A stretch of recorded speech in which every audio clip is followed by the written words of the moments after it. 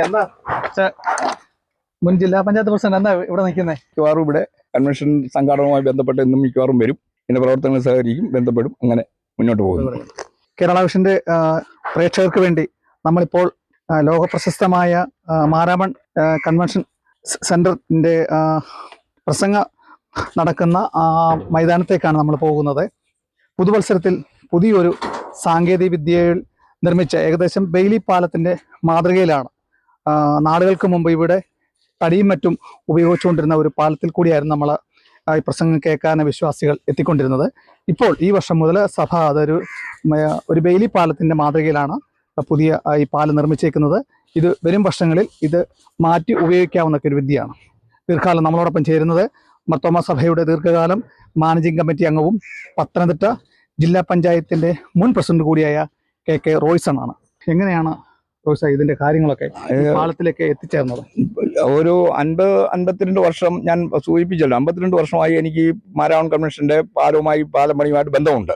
പ്രത്യേകിച്ച് Kozhencherry saint Thomas Mar Thoma ഇടവകയുടെ അംഗം, മർത്തോമ യുവന സഖ്യത്തിന്റെ ഭാരവായിരിക്കുന്ന കാലം മുതൽ ഞാൻ ഇതുമായി ബന്ധപ്പെടുകയും പ്രവർത്തനത്തിൽ സജീവമായി പങ്കെടുക്കുകയും ചെയ്തു. ആദ്യകാലങ്ങളിൽ ഇത് ബണ്ട് ഉണ്ടാക്കിയ ഒരു സൈഡിലേക്ക് നദിയുടെ ഗതി മാറ്റി ഒഴുക്കി വിട്ടായിരുന്നു ഇവിടെ കൺവെൻഷൻ നടത്തിയിരുന്നത്. അതിനുശേഷം ഒരു 10-20 വർഷം കഴിഞ്ഞപ്പോൾ അത് ബുദ്ധിമുട്ടായി വന്നപ്പോഴാണ് പിന്നെ താൽക്കാലിക പാലം എന്ന നിലയിൽ നമ്മൾ ചെപ്പള്ളിപ്പുരയിടത്തിലും അതുപോലെ റിട്രീറ്റ് സെന്ററിലും താൽക്കാലിക പാലങ്ങൾ തെങ്ങും കുറ്റിയിൽ അടിച്ച് നദിയിൽ താത്ത് ഇറക്കിക്കൊണ്ടിരുന്നത്. പക്ഷെ അത് ഭീമമായ തുക ചെലവാകുന്ന ഒരു പരിപാടിയായി കഴിഞ്ഞ വർഷം വരെ ഇത് മാറി. വളരെയധികം ഭീമമായ തുക, കൺവെൻഷന് കിട്ടുന്ന വരുമാനത്തിന്റെ നല്ലൊരു പങ്കും അതിന് ചെലവഴിക്കേണ്ട ഒരു സാഹചര്യം ഉണ്ടായിരുന്നു. വർഷങ്ങളായി ഇരുന്ന പല കമ്മിറ്റികളും ഭാരവാഹികളും ഇതിനൊരു മാറി ചിന്തിച്ച് ഒരു പുതിയ പ്രവർത്തനം വേണം എന്ന് ചിന്തിച്ച് വന്നിരുന്ന കാലഘട്ടത്തിലാണ് ഈ പ്രാവശ്യം മാർത്തോമ മെത്രാപ്പോലീത്ത സധൈര്യം ഒരു തീരുമാനമെടുത്തു. ആ തീരുമാനത്തിന്റെ വെളിച്ചത്തിലാണ് ഇങ്ങനെ ഒരു സംഭവം ഇവിടെ ഈ വർഷം മുതൽ നടന്നുകൊണ്ടിരിക്കുന്നത്. ഇത് നല്ലൊരു പുതുമയാണ്, എല്ലാം കൊണ്ടും സുരക്ഷിതവുമാണ്.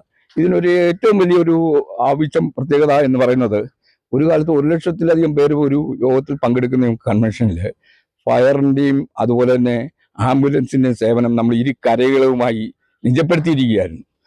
അതിനൊരു വിരാമമാവും. കാര്യം ആധുനിക സംവിധാനത്തിൽ അതൊക്കെ ഒരു അത്യാവശ്യമായ ഘടകമായി വന്നു. ഒരുപാട് ജനങ്ങൾ സംഘടിക്കുന്ന കൂടുന്നവരടുത്ത് അതിനുള്ള സംവിധാനം നമ്മുടെ പമ്പയുടെ ഇരു കരകളുമായി ഇങ്ങോട്ട് ഇറങ്ങാൻ വയ്യാത്ത ഒരു സ്ഥിതിയിലായിരുന്നു. അതിനൊരു മാറ്റം ഉണ്ടാകും എന്നുള്ളത് ഏറ്റവും വലിയ എടുത്തു പറയത്തക്ക. അതുപോലെ സുരക്ഷിതത്വം, വരുന്ന ആളുകൾക്ക് വളരെ സുരക്ഷിതമായി കൺവെൻഷൻ വന്നു പോകുവാനും എടുക്കുവാനും പറ്റിയ ഒരു സുരക്ഷിതമായ ഒരു മാർഗമാണ് ഇപ്പോൾ ഈ അവലംബിച്ചിരിക്കുന്നത്.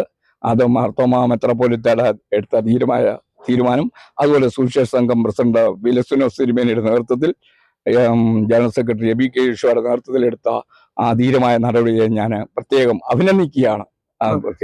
ഇപ്പൊ നമ്മൾ ഈ പാലത്തിൽ കൂടെ തന്നെയാണ് നമ്മൾ നമ്മുടെ ഈ പ്രസംഗ നടക്കുന്ന മൈതാനത്തേക്ക് നമ്മൾ പോകുന്നത്. മുൻകാലങ്ങളിൽ നമ്മുടെ ഈ തെങ്ങും തടിയും മറ്റുമൊക്കെ ഉപയോഗിച്ചുള്ള താൽക്കാലിക പാലമായിരുന്നു. റോയ്സൺ നേരത്തെ സൂചിപ്പിച്ച പോലെ തന്നെ സഭയ്ക്ക് അത് ഭീമമായ നഷ്ടമാണ്. ഇതിന്റെ സാങ്കേതികവിദ്യ ഈ പ്രസംഗം കഴിഞ്ഞാൽ തന്നെ നമുക്കിത് വീണ്ടും ഇത് മാറ്റി ഉപയോഗിക്കാവുന്ന തരത്തിലാണ് നമ്മൾ ഇന്ന് അറിയുന്നുണ്ട്. അതെ, ഇത് ഈ പാലം കംപ്ലീറ്റ് ഊരി ഭദ്രമായി ഇവിടെ പ്രത്യേക സ്ഥലത്ത് സൂക്ഷിക്കുകയും അടുത്ത വർഷം കൺവെൻഷൻ ആകുമ്പോൾ അത് വീണ്ടും ഉപയോഗിക്കത്തക്ക രീതിയിലാണ് ഇതിന്റെ സാങ്കേതിക വിദ്യ എറണാകുളത്തെ ആവൻസ് എന്ന് പറയുന്ന കമ്പനി വിഭാവനം ചെയ്തിരിക്കുന്നത്. അവര് ആ കമ്പനി കായലിലും കടലിലും ഒക്കെ പാലങ്ങൾ നിർമ്മിച്ച് വളരെ പരിചയമുള്ള ഒരു എക്സ്പീരിയൻസ് കമ്പനിയാണ്. അവരുടെ മേൽനോട്ടത്തിലാണ് അവരാണ് ഇതിന്റെ മുഴുവൻ സാങ്കേതിക വിദ്യകളും രൂപം ചെയ്തിരിക്കുന്നത്. 15 കൊല്ലത്തേന് ഉള്ള ഒരു എഗ്രിമെന്റ് ആണെന്ന് ഞാൻ അറിഞ്ഞിട്ടുള്ളത്. അതിനുശേഷം ഈ പാലം കംപ്ലീറ്റ് ആയിട്ട് ഇതിന്റെ സാധനങ്ങൾ അല്ലെങ്കിൽ ഇതിന്റെ ഉരുപ്പടികൾ കംപ്ലീറ്റ് ആയിട്ട് സഭയ്ക്ക് കൈമാറും എന്നാണ് മനസ്സിലാക്കാൻ കഴിയുന്നത്. ഇതിങ്ങനെ എത്ര പാലമാണ് ഇപ്പോൾ ഈ നിർമ്മാണം? ഇത് ചെപ്പള്ളിപ്പുരയിടത്തിൽ നിന്ന് ഉള്ള ആദ്യത്തെ പാലം തുറന്നു. ഇനി 2 പാലം കൊണ്ട് റിട്രീറ്റ് സെന്ററിൽ നിന്നുള്ള പ്രധാനപ്പെട്ട പാലവും മറ്റു കാര്യങ്ങളും ആണ് ഇനിയും പണിയാനുള്ളത്. അത് പണി നടന്നുകൊണ്ടിരിക്കുന്നു.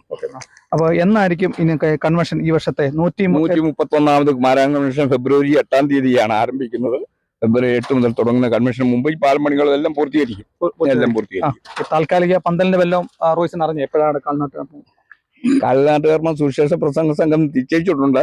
5-ാം തീയതി ആണെന്നാണ് ഞാൻ അറിഞ്ഞിരിക്കുന്നത്. 5-ാം തീയതി രാവിലെ പ്രധാന പന്തലിന്റെ കാൽനാട്ടുകർമ്മം മാർത്തോമാ മെത്രാപ്പോലിത്ത നിർവഹിക്കുന്നത്. അപ്പം സഭയും മെത്രാപ്പൊലിത്തയും ഈ ദീർഘമായി എടുത്ത ഈ തീരുമാനം വിശ്വാസികൾക്ക് ഏറെ ഗുണപ്രദം ചെയ്യും.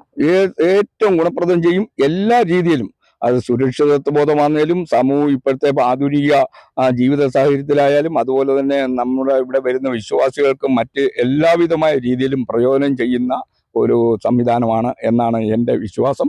തീർച്ചയായും എൻ്റെ അകമഴിഞ്ഞ പിന്തുണയും അതിന് അകമഴിഞ്ഞ എല്ലാവിധമായ സഹായങ്ങളും ഇതിനുണ്ടാകും.